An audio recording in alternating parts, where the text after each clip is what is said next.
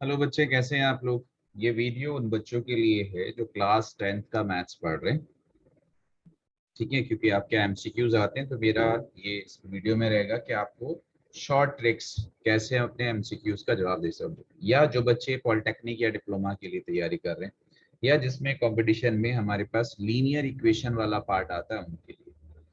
तो हमारे पास क्या होता है, जब आप लीनियर इक्वेशन की बात करते हो बच्चे, तो हमारे पास लीनियर इक्वेशन में सिर्फ चार तरह के क्वेश्चंस फॉर्म होते हैं। अगर मैं आपसे कहूँ, पहला जो क्वेश्चन हमारे पास होता है वो होता है ग्राफ से रिलेटेड।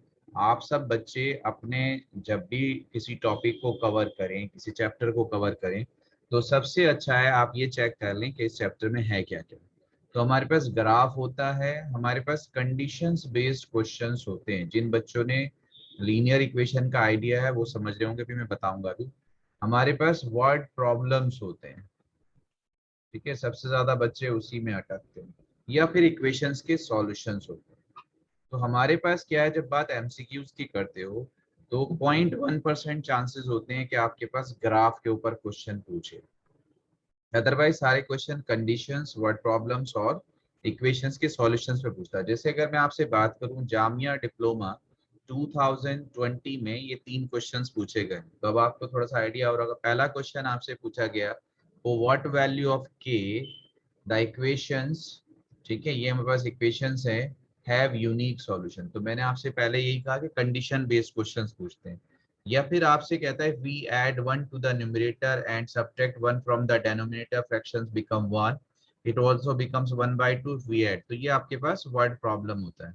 एंड लास्ट हमारे पास क्या होता है कि आपको दो इक्वेशंस दिए होते हैं और आप उनको सॉल्व करते हैं।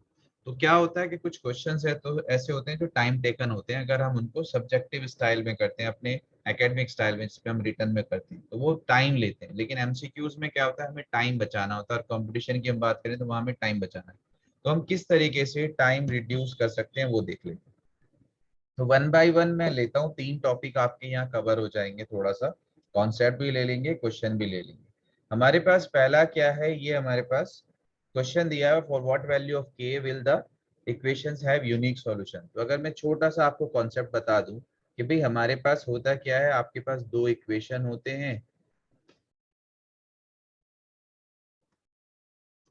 दो इक्वेशन होते हैं आपके पास, a1x plus b1y is equal to c1, and a2x plus b2y is equal to c2। तो ये आपके पास इक्वेशंस होते हैं।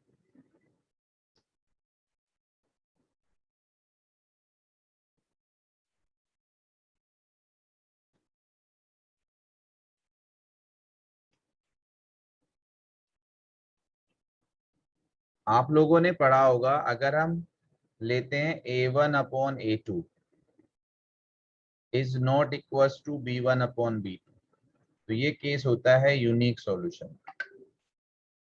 अगर हम लेते हैं a1/a2 is equal to b1/b2 is not equal to c1/c2, ये आपके पास होता है नो सॉल्यूशन। पैरेलल लाइंस भी कहते हैं जब अगर ग्राफ के ऊपर पूछ लेते हैं। And if all three are equal, तो ये होता है मैनी सॉल्यूशन। तो ये कंडीशंस हैं। अब अगर आपके पास कंडीशंस हैं, आपको क्या दिया है, फॉर व्हाट वैल्यू ऑफ के लिखना हमें कितना है, kx plus 2y is equal to 5 and 3x plus y is equal to 1 have unique solution. Unique solution की ये कंडीशन है। आपको तो सिर्फ इतना लिखना है, k, ये वाला k हम बस upon 3 is not equal to ये 2/1। तो 3 2 जा 6, के इज नॉट इक्वल टू 6। तो ये हमारा आंसर है बी, इतना सा लिखना था। तो पहला तो हमारे पास क्या होता है, कंडीशंस बेस्ड क्वेश्चंस होते हैं कि आपके पास कंडीशन क्या दी हुई है। तो ये आपके पास पहला क्वेश्चन हो गया। दूसरा क्वेश्चन आपसे क्या कह रहा है कि सर वर्ड प्रॉब्लम दी है। चलिए इसको यहीं सॉल्व कर देते हैं वर्ड प्रॉब्लम को। आपसे कह रहा है we add one to the numerator and subtract one from the denominator, a fraction becomes one.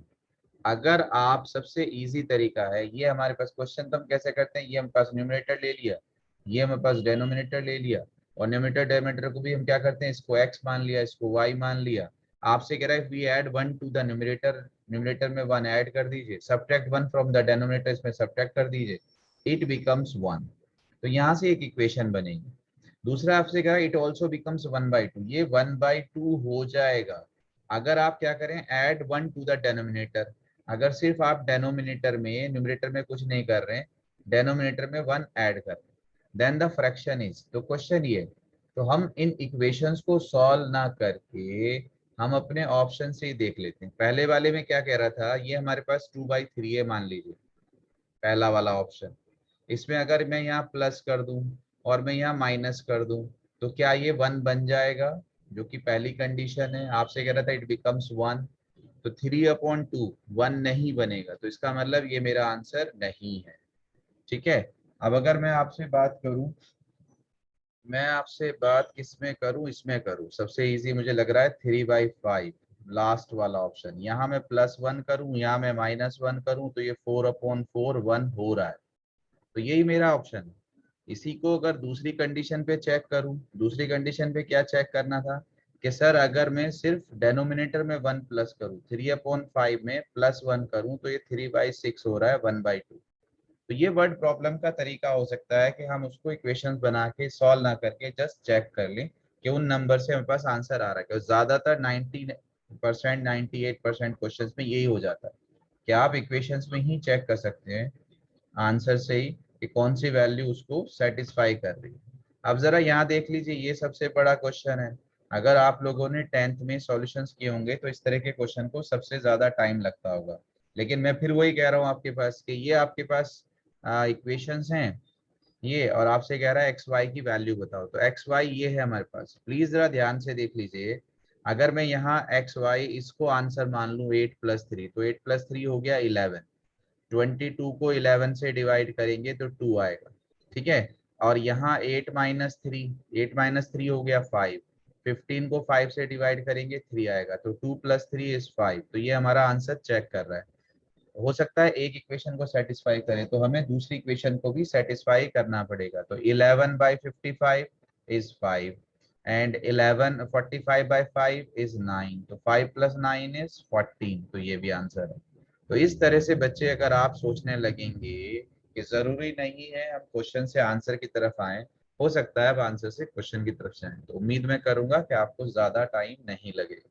तो चेक करिए इसका सॉल्यूशन, फिर इस चैप्टर को डिटेल में भी लेंगे कि हम एक एक क्वेश्चन सॉल्यूशन वाले, कंडीशन वाले, वर्ड प्रॉब्लम वाले आपसे डिस्कस करें। अस्सलाम वालेकुम।